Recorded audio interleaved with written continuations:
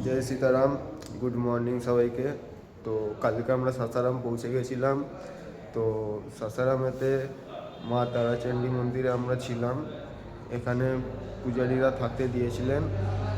আর দুজনেরই খুবই শরীর খারাপ। সুমনদার তো কদিন ধরেই শরীর খারাপ, ওষুধ খেয়ে খেয়ে যাচ্ছে। কিন্তু কালকে রাত্রির থেকে আমারও শরীরটা খারাপ হয়েছে। আমাদের সব ওষুধ শেষ হয়ে গেছিলো। তো কালকে রাত্রিবেলায় এখানকার পূজারীরা আমাদেরকে ওষুধ দিয়েছেন। আর এখনও সুমনদা শুয়ে আছে, সুমনদাকে এখনও ডিস্টার্ব করিনি।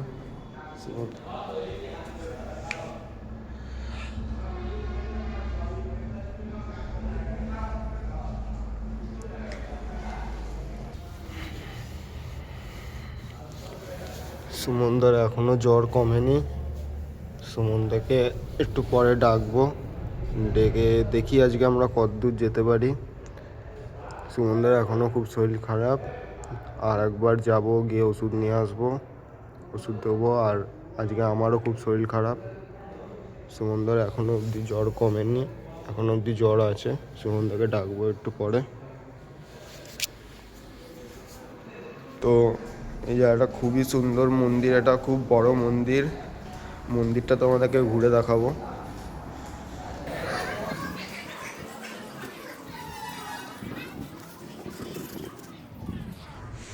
এই মন্দিরটা তৈরি হয়েছে পাহাড় কেটে, মানে পাহাড়ের মাঝখান দিয়ে রাস্তা হয়েছে, রাস্তার সাইডেতে মন্দিরটা হয়েছে।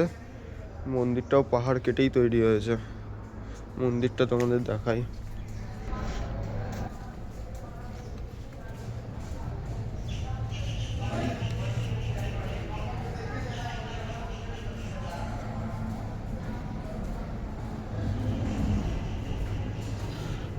এখানে বজরংবলী আছে।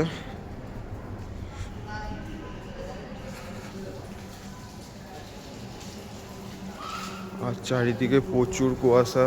আমাদের সাইকেল এইখানে রাখা,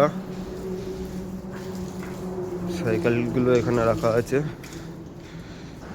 আর এইদিকে হয়তো শ্রাবণ মাসেতে জল ঢালার সময় প্রচুর ভিড় হয়।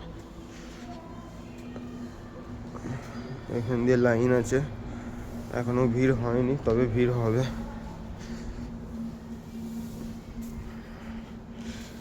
আর এখানে আমাদের সাইকেল দুটো রাখা আছে।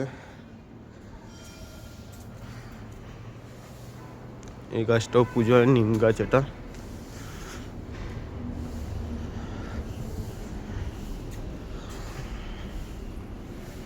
এদিক দিয়ে একটা মন্দির, এখানে এদিকেও যাব। আর এই জায়গাটা বসার জন্য আছে। বিশাল ঠান্ডা এদিকে।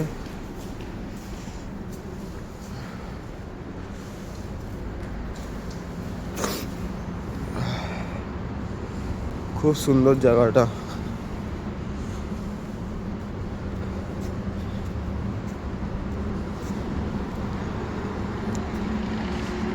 এই যে পাহাড় কেটে রাস্তা, তারই পাশে মন্দির।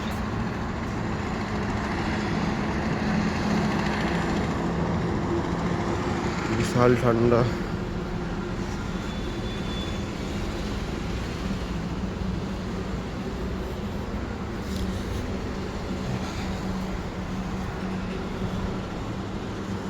এদিকে গেট এখনো খোলেনি। এখানে কালো ভৈরব আছে।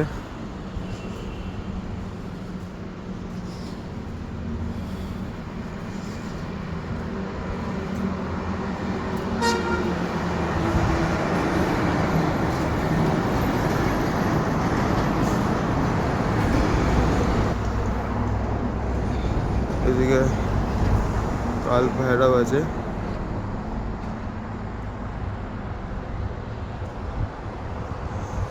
আর কেটে রাস্তা।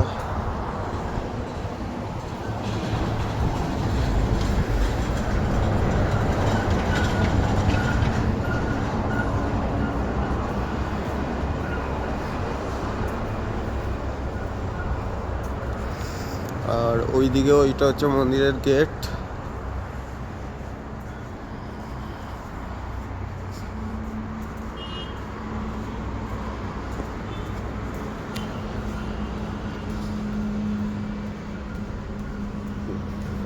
এখনো অবধি দেখো পাথর রয়ে গেছে, পাথর পুরো বাদ হয়নি।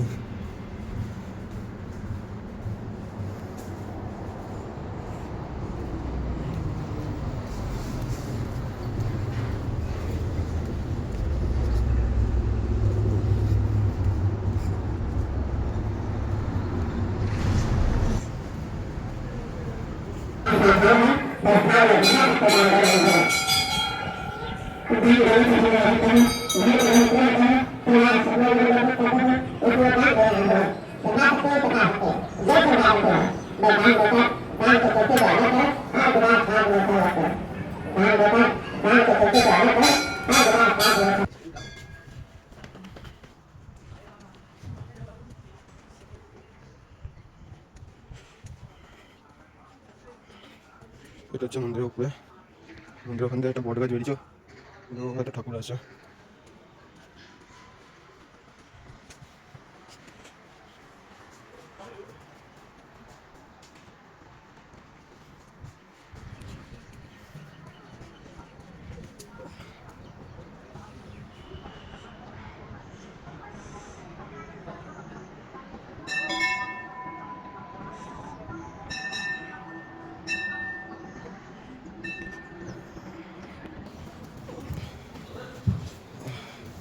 এই হচ্ছে বজরঙ্গলী।